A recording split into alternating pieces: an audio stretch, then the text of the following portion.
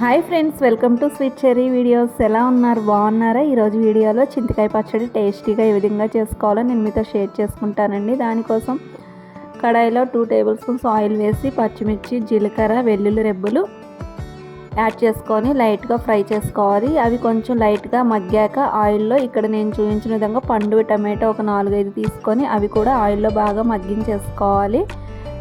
ఇక్కడ మనం ముందుగానే చింతకాయ పచ్చడి అనేది ఉంటుంది కదండి మన దగ్గర, ముడి పచ్చడి. ఆ పచ్చడి అయితే ఇక్కడ నేను చూపించిన క్వాంటిటీలో తీసుకొని అందులో ముందుగా వెల్లుల్లి, జీలకర్ర, పచ్చిమిర్చి వేసి ఈ విధంగా లైట్గా బ్లైండ్ చేసుకోవాలన్నమాట. మరి మెత్తగా వేసుకోకూడదు. తర్వాత ఇక్కడ మనం తీసుకున్న టమాటో కూడా ఆయిల్లో మగ్గించుకున్న టమాటో కూడా యాడ్ చేసుకొని అది కూడా ఇంకొక పల్స్ ఇచ్చుకొని ఇప్పుడు ఇక్కడ ఆనియన్ పెద్దగా కట్ చేసుకున్న ఉల్లిపాయలు కూడా ఒక 4 ముక్కలు ఇక్కడ యాడ్ చేసుకోవాలండి. ఇక్కడ ఆ వీడియో క్లిప్ అనేది మిస్ అయిందనమాట. మనకు ఆ ఉల్లిపాయలు కూడా వేసుకొని లైట్గా బ్లైండ్ చేసుకుంటే ఒకసారి అలా పల్స్ ఇచ్చి తీసుకుంటే మనకి చింతకాయ పచ్చడి అనేది చాలా టేస్టీగా ఉంటుంది.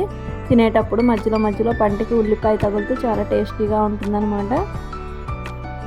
నెక్స్ట్ ఇక్కడ అదే కడాయిలో 1 టేబుల్ స్పూన్ ఆయిల్ వేసేసి మనం పోపు పెట్టుకోవాలి. ఆవాలు, జీలకర్ర, మినపప్పు ఒక్కొక్క స్పూన్ చొప్పున వేసుకొని ఎండుమిర్చి 4-5 వేసుకొని 2 వెల్లుల్లి రెబ్బలు కూడా వేసుకొని ఈ విధంగా పచ్చళ్ళలో యాడ్ చేసుకోవాలి.